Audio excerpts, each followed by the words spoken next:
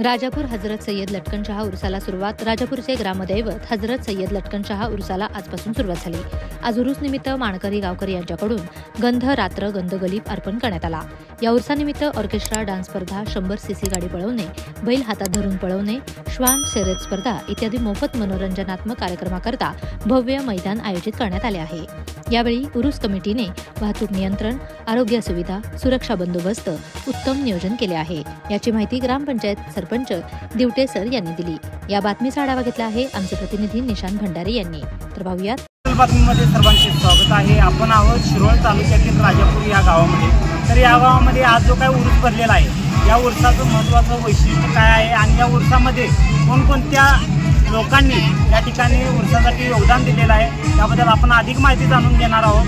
तर आमच्याबरोबर सोबत या ठिकाणी जोडणार आहेत आमचे राजापूर गावचे सरपंच दिवटे सर. तर त्यांच्याशी आपण संवाद साधणार आहोत. तर सांगली डिजिटल बातमीमध्ये तुमचे स्वागत आहे. तर आज जो काही उरूस राजापूर या ठिकाणी भरलेला आहे, तर या उरसाचं महत्त्वाचं वैशिष्ट्य काय आणि या उरसामध्ये कोणकोणत्या गावामधून लोक या ठिकाणी भाविक या उरसासाठी येत असतात? विशिष्ट म्हणजे या गावामध्ये राजापूर या गावामध्ये सय्यद लटकन शाह हा मोठा फार वर्षापासून सारखा आहे.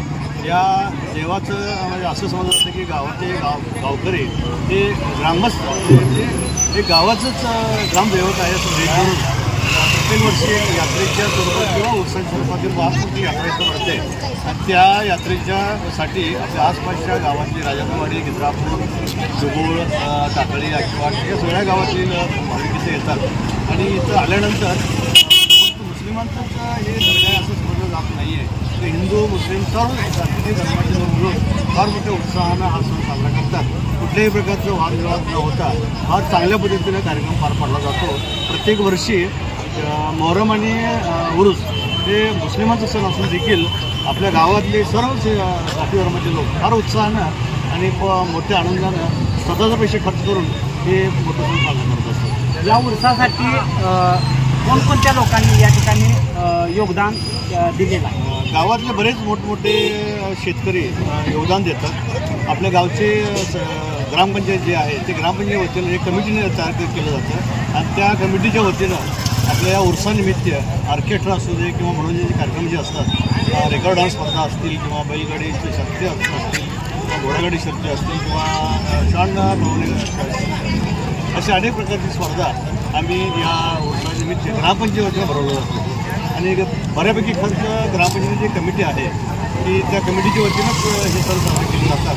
आणि या कमिटीमध्ये आमचे गावचे उपसरपंच, माजी उपसरपंच सर्व सन्मान्य सदस्य उपस्थित राहतात आणि हे कार्यक्रम पार पाडण्यासाठी फार मोठ्या उत्साहाने हजर राहतात आणि आपलं योगदान देतात, वेळ देतात. धन्यवाद सर. अधिक आपण माहिती जाणून आनंदाच्या वातावरणामध्ये आज भव्य दिव्य असा उरूस या ठिकाणी साजरा होत असल्याचे या ठिकाणी आपण पाहत आहोत. सांगली डिजिटलसाठी मिरज तालुका प्रतिनिधी निशांत भंडारे. सांगली डिजिटल, डिजिटल जमाना, डिजिटल बातम्या.